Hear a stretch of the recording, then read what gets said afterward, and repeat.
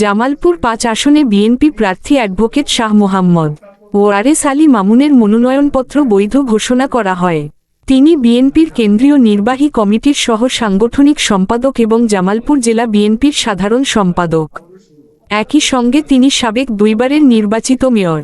জামালপুরের জেলা প্রশাসক ও রিটার্নিং কর্মকর্তা ইউসুফ আলী মনোনয়নপত্র যাচাই বাছাই শেষে এই সিদ্ধান্ত জানান।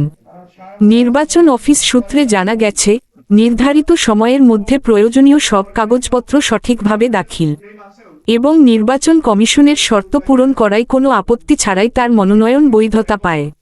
মনোনয়ন বৈধ ঘোষণার খবরে জামালপুর ৫ আসনে বিএনপির নেতাকর্মীদের মধ্যে উৎসাহ ও উদ্দীপনা দেখা গেছে।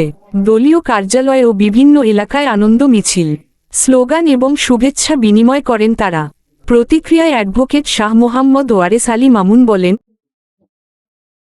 নির্বাচন কমিশনের তফসিল অনুযায়ী গতকালকে এবং আজকে জামালপুর জেলার ৫টি আসনের মনোনয়ন বাছাই ছিল। আজকে জামালপুর ৫ এবং জামালপুর ৪ এই দুটি আসনের মনোনয়ন বাছাই হয়েছে। গতকালকে জামালপুর ১, ২, ৩ এই ৩টি আসনের আলহামদুলিল্লাহ ৫টি আসনে বিএনপির মনোনীত প্রার্থী। মনোনয়ন বৈধ ঘোষণার মাধ্যমে জনগণের পক্ষে কথা বলার নতুন সুযোগ তৈরি হল। জামালপুর ৫ আসনের মানুষের অধিকার রক্ষা, গণতন্ত্র পুনরুদ্ধার এবং উন্নয়নের লক্ষ্যে তিনি কাজ করে যেতে চান। তিনি আরও বলেন, জনগণের ভালোবাসা ও সমর্থনই তার সবচেয়ে বড় শক্তি।